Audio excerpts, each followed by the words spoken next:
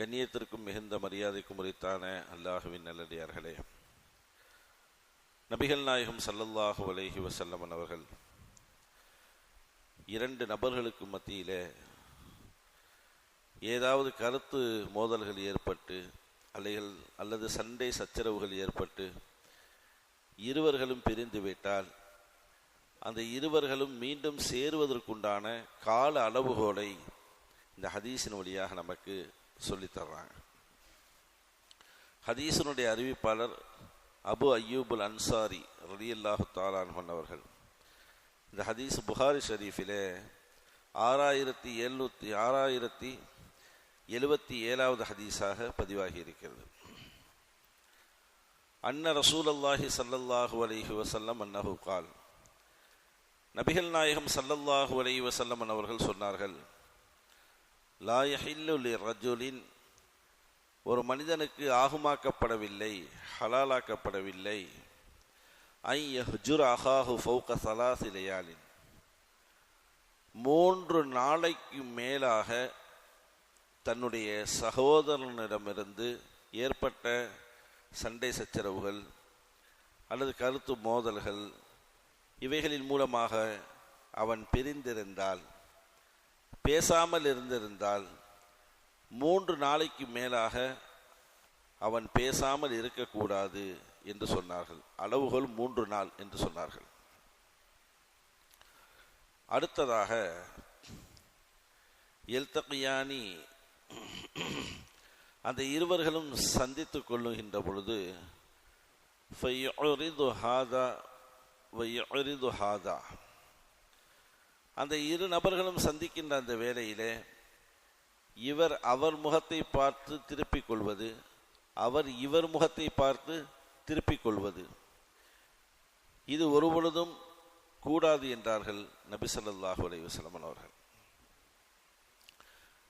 அப்படிப்பட்ட ஒரு சூழலிலே இந்த இருவர்களும் சந்திக்கக்கூடிய அந்த நிலையிலே யார் சிறந்தவர் அந்த இருவரில் என்பதையும் ஸல்லல்லாஹு அலைஹி வஸல்லம் சொன்னாங்க. வகைருஹுமா அல்லதி யப்தஉ பிஸ்ஸலாம், பேசாமல் இருந்து சந்திக்கக்கூடிய இருவர்களில் ஒருவர், யாராவது ஒருவர் முதலிலே சலாமை கொண்டு எவர் ஆரம்பிப்பாரோ, சலாம் சொல்லுவாரோ, முசாஃபஹா செய்வாரோ அவர் சிறந்தவர் என்றார்கள் நபிகள் நாயகம் ஸல்லல்லாஹு அலைஹி வஸல்லம் அவர்கள்.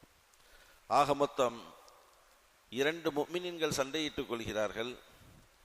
தெரிந்தவர் தெரியாதவர் யாராக இருக்கட்டும், முஃமினீன்கள் சண்டையிட்டுக் கொள்ளும் பொழுது 3 நாளைக்குள் அவர் சலாம் சொல்லி பேசிவிட வேண்டும். இதுதான் அவர்களின் அளவுகோல்.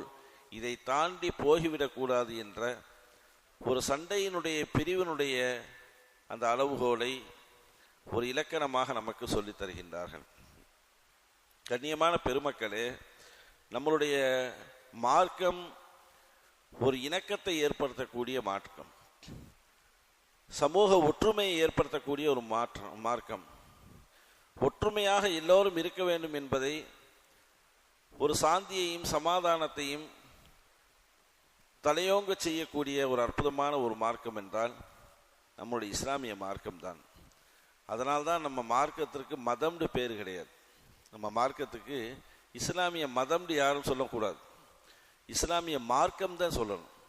மதங்கிறது நம்மளுடைய இதிலே கிடையாது. நம்மளுடைய மார்க்கத்தினுடைய அடிப்படையில் வாழக்கூடியவர்கள், மதத்தினுடைய அடிப்படையில் வாழக்கூடியவர்கள் அல்ல. மதம் என்றால் ஏற்றத்தாழ்வு வந்துவிடும். பெரியவன் சிறியவன் என்ற ஏற்றத்தாழ்வு, கருப்பன் வெள்ளையன் என்ற ஏற்றத்தாழ்வு, மொழி நிற ஏற்றத்தாழ்வு, இப்படியெல்லாம் மதத்திற்குள்ளே வந்துவிடும். மார்க்கம் என்றால் அதெல்லாம் ஒன்றும் கிடையாது.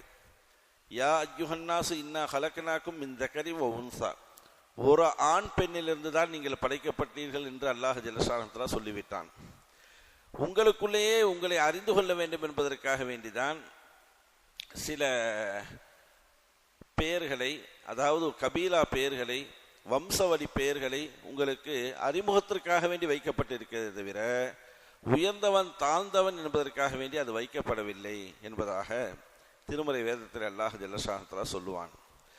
ஆக மொத்தம் நமக்கு இந்த ஹதீஸிலிருந்து கிடைக்கக்கூடிய தகவல்கள் பல்வேறு இருந்தாலும் ஒன்றை அழுத்தமாக இந்த ஹதீஸ் நமக்கு சொல்லித்தரும்.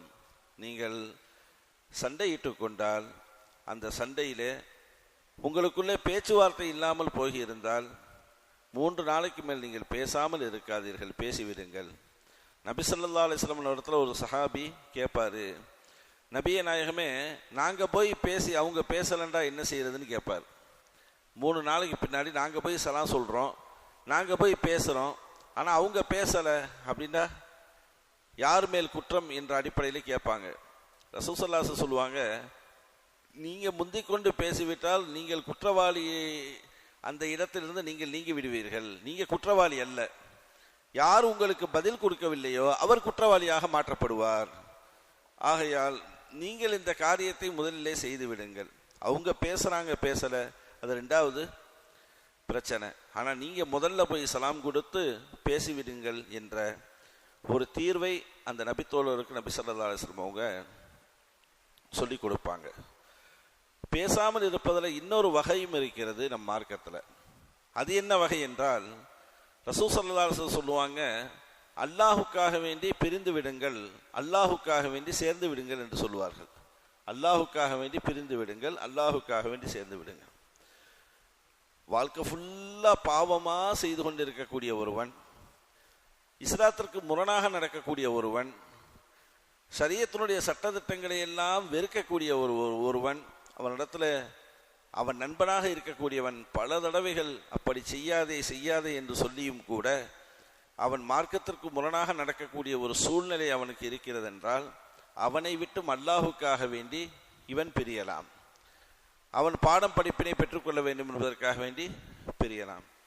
அதே நேரத்தில் நல் அமல்கள் செய்யக்கூடிய ஒருவன், ஷரியத்தை பேணக்கூடிய ஒருவன், நல்லொழுக்கமுள்ள ஒருவன், இபாதத்தை விட்டு கொடுக்காதவன், 10 நபர்களுக்கு மத்தியிலேயும் அல்லாஹ்வினுடைய நினைப்போடு செயல்படக்கூடிய ஒருவன், அவனோடு நீங்கள் அல்லாஹுக்காக வேண்டி நட்பு வைத்துக் கொள்ளுங்கள் என்றார்கள் நபிகள் நாயகம் ஸல்லல்லாஹு அலைஹி வஸல்லம் அவர்கள்.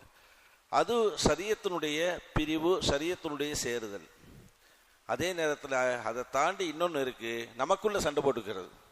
நமக்குள்ள சண்டை போட்டு குடும்பத்துக்குள்ள சண்டை, நண்பர்களுக்குள்ள சண்டை, அல்லது வேற ஏதாவது விஷயங்கள் மூலியமாக ஏற்படக்கூடிய இந்த சண்டைகளில் கண்டிப்பாக 3 நாளைக்கு மேல் நாம் பேசாமல் இருக்கக்கூடாது, அவரிடத்துல சலாம் சொல்லிவிட வேண்டும் என்பதாக சொன்னார்கள். அதை மார்க்க அறிஞர்கள் நமக்கு சொல்லுவாங்க, உங்களுடைய எவ்வளவு பெரிய எதிரியாக இருந்தாலும் சரி, ஜென்ம விரோதியாக இருந்தாலும் சரி, அவரை நீங்கள் கடந்து போயிட்டே இருக்கும் பொழுது, ஒவ்வொரு நாளும் அவரை நீங்கள் கடந்து போறீங்க, போயிட்டு இருக்கும் பொழுது சலாம் சொல்லிட்டு போறீங்கன்னு வைங்களேன். 1 வருஷம் சலாம் சொல்லிட்டே போறீங்கடா, 2வது வருஷம் உங்கள் மீது அவருக்கு அல்லாஹ் அன்பை போட்டு விடுவான் என்று சொல்றாங்க. எப்ப பார்த்தாலும் சலாம் சொல்லிட்டு போறாரு, நம்ம தானே பதிலே சொல்றது இல்லை, நம்ம மீது அவர் அன்பாகத்தான் இருக்காரு, ஏன் நம்ம இவர் மேல கோவப்படுறோம்? சலாம் சொல்லிட்டு தானே போறாரு, நம்ம பதில் சொல்லவில்லையேங்கிற எண்ணத்தை அல்லாஹ் மாத்துவான் அப்படிங்கிறாங்க மார்க்க அறிஞர்கள். அப்ப நமக்கு அவங்க பதில் கொடுக்குறாங்க கொடுக்கல, நம்மளுடைய வேலை, ரசூலுடைய சுன்னத், ரசூல் ஸல்லல்லாஹு அலைஹி வஸல்லம் அவங்களுடைய நடைமுறை, இப்படித்தான் நீங்கள் மூமினாக இருக்கக்கூடிய நீங்க இப்படித்தான் உங்களுடைய நடைமுறைகளை அமைத்துக் கொள்ள வேண்டும் என்று நமக்கு கற்றுத்தந்திருக்கின்றார்கள். அந்த அடிப்படையில் நம்ம என்ன செய்யணும், சலாம் சொல்லிவிட்டு பேசிவிட வேண்டும் என்பதை ஹதீஸினுடையாக நம்ம பார்க்கிறோம். ஆக மொத்தம் நம்ம எல்லாரும் ஒற்றுமையாக இருக்க வேண்டும், யாரும் யாரோடும் பேசக்கூடாது, ரசூல் ஸல்லல்லாஹு பேசாமல் இருந்து விடக்கூடாது. நபி ஸல்லல்லாஹு அலைஹி வஸல்லம் ஹஜ்ஜத்துல் வதாவினுடைய 1,00,000 சில்லறை சஹாபாக்கள் அமர்ந்திருக்கக்கூடிய அந்த சபையில யாரெல்லாம் உறவுகளை முறித்திருக்கின்றீர்களோ அவங்கெல்லாம் இந்த சபையிலிருந்து எந்திரிச்சு போங்கன்னு சொன்னாங்க. அத்தனை லட்சம் பேர் இருக்கக்கூடிய அந்த சபையில ஒரே ஒரு நபித்தோழர் மட்டும்தான் எந்திரிச்சாரு. அப்ப மற்றவங்க எல்லாம் எப்படி அவங்க தங்களுடைய குணத்தை அமைத்திருப்பார்கள், எப்படி வாழ்ந்திருப்பார்கள் என்பதை நம்ம சிந்திக்க கடமைப்பட்டு இருக்கின்றோம். அவரும் போனாரு, உடனே சலாம் சொல்லி பேசிட்டு மறுபடியும் உட்காந்துட்டார். அதுக்கப்புறம் ஸல்லல்லாஹு அலைஹி வஸல்லம் சொற்பொழிவை ஆரம்பிச்சாங்க அப்படிங்கிற மாதிரி நம்ம பார்க்கிறோம். கண்ணியமான பெருமக்களே, நமக்குள்ள சண்டை சச்சரவுகள் கண்டிப்பாக இருக்கத்தான் செய்யும், இல்லாமல் இருக்காது. பேச்சுவார்த்தைகளில் கொஞ்சம் முன்ன பின்ன இருக்கத்தான் செய்யும், இல்லாமல் இருக்காது. ஒரு நாள் பேசாமல் இருக்கிறோமா, 2 நாள் பேசாமல் இருக்கிறோமா, 3வது நாள் அதையெல்லாம் மறந்துட்டு அஸ்ஸலாமு அலைக்கும் அப்படின்னு சொல்லிட்டு நம்ம போயிட்டே இருக்கணும். மன்னிச்சிருங்க, கையை கொடுத்து முசாவை பண்ணிட்டு நம்ம போயிட்டே இருக்கணும். அந்த பகையை அப்படியே வளர்த்துக்கிட்டே போனோம்டா, நான் என் பிள்ளைகிட்ட சொல்லுவேன், இவன் அப்படி பண்ணுனா இவன்கிட்ட நீ பேசாதம்மே. என் புள்ள அவன் பிள்ளைகிட்ட சொல்லுவான், இவன் இப்போ இப்படி பண்ணுனா இவனோட பேசாத. அது அப்படியே நீண்டுக்கிட்டே போகுமே தவிர நாம் ஆரம்பித்ததை நாமே 3 நாளில் முடித்து விடுங்கள் என்கின்றார்கள் நபிகள் நாயகம் ஸல்லல்லாஹு அலைஹி வஸல்லம் அவர்கள். அப்படிப்பட்ட துர்பாக்கியமான குணங்களை விட்டும் அல்லாஹ் ஜல்லஷானஹு தஆலா நம்மை நம் சமூகத்தையும் பாதுகாத்தல் புரிவானாக. நாமெல்லாம் ஒற்றுமையோடு சந்தோஷமாக இணக்கமாக இருக்கக்கூடிய ஒரு நத்தௌஃபீக்கை அல்லாஹ் நம் எல்லோருக்கும் வாரி வழங்கி அருள் புரிவானாக.